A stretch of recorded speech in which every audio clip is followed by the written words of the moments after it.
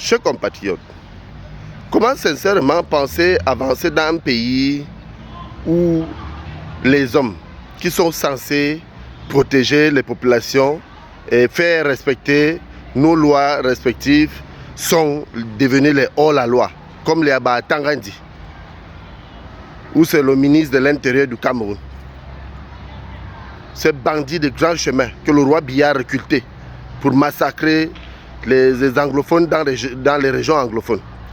On le voit, il se lève le matin, l'homme qui croit être au-dessus de la loi, qui se lève un matin, il fait appliquer des communiqués en désordre. Donc tout va dans tous les sens dans sa tête parce qu'il compte sous sa position avec ce régime criminel. Mais nous voulons les rappeler que notre pays a ce qu'on appelle une constitution et nos valeurs constitutionnelles et nos lois qui doivent être respectées avant d'être appliquées. Alors quand ces hommes se lèvent un matin, qui ne servent à rien, qui servent qu'à une poignée de personnes, se lèvent un matin et se permet de sortir, de communiquer pour menacer les partis politiques et les citoyens, on constate qu'ils sont les hors-la-loi.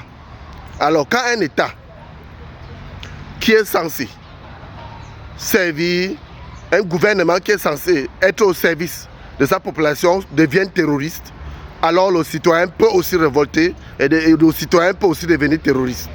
Alors comme ils sont là pour terroriser le peuple camerounais, pour parler du n'importe quoi à la tête de nos institutions, parce que nous sommes à 2 doigts des élections, ce qui veut dire les élections c'est en 2025.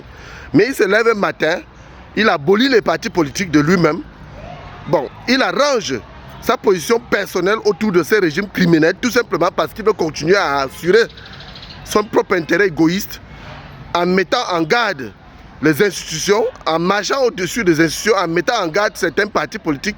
Donc, nous comprenons que dans notre pays, il n'y a plus la loi. Donc, notre pays est devenu un pays de haut-la-loi avec le comportement de ces papas fatigués.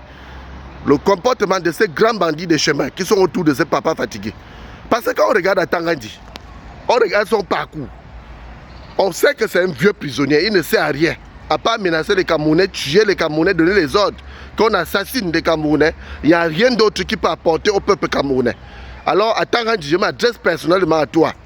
Comme tu dis que tu es ministre là, on nomme ministre. Mais laisse-moi te dire qu'après le roi Biya, nous allons nous retrouver. Et que le Cameroun changera dans les jours à venir et que tu vas d'ailleurs répondre de tes actes avec ta bande ou encore avec ta clique.